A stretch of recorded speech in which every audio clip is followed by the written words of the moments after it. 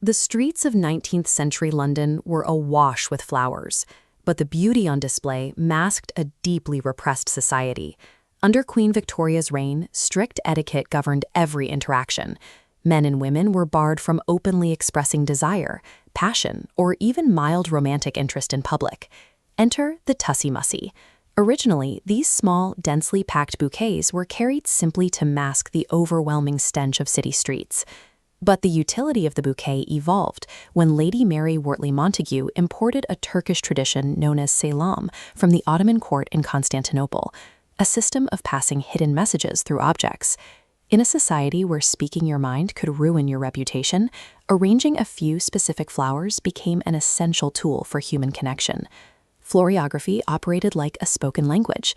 The species of the flower acted as the noun, while the color served as the adjective. This chart maps out exactly how those variables worked. A rose signaled love, but a red rose declared passionate devotion. A lily meant sweetness, but if you swapped white for yellow, you were suddenly expressing that you were walking on air. Senders could layer in secondary messages too. Tucking a sweet violet into the arrangement added a quiet pledge of modesty and faithfulness. And the vocabulary wasn't limited to affection. Handing a suitor a yellow carnation was a clear, calculated signal of disdain. By carefully selecting species and shades, a sender could hand over a highly specific, multi-layered emotional dataset without saying a single word. The dictionary meaning of the flower was only the baseline. Floriography had its own grammar, where physical presentation altered the message entirely. Delivering a bouquet of wilted flowers was a deliberate, unambiguous insult, overriding whatever species happened to be in the arrangement. Deciphering these nuances required formal rulebooks to translate a bouquet based on its condition. If presented upside down, the meaning was completely reversed. Even ribbons acted as modifiers. Tied left, the sentiment applied to the giver. Tied right, to the recipient. Through these physical modifications, Victorian senders could construct complete, direction-specific sentences. This silent dialogue remained open until the receiver offered an encoded physical response. The texts of the era outlined strict handoff rules. Accepting the flowers with the right hand meant yes. Taking them with the left hand meant no.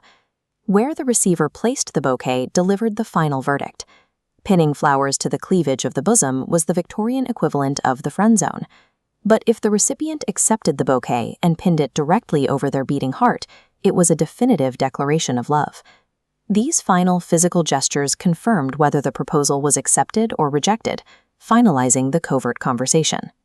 To support this complex social code, publishers printed hundreds of unique floral dictionaries, exhaustively cataloging human emotion into botanical indexes. In 1819, Madame Charlotte de Latour published Le Langage des Fleurs, a definitive guide that helped standardize these meanings across Europe and North America. And that standardization stuck.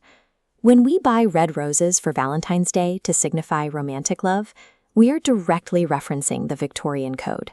The same applies to the white lilies we place at funerals for mourning, and the peonies we feature in weddings to wish a happy marriage. The strict social rules of the 19th century eventually faded, but the language they necessitated never died. We are still speaking it today.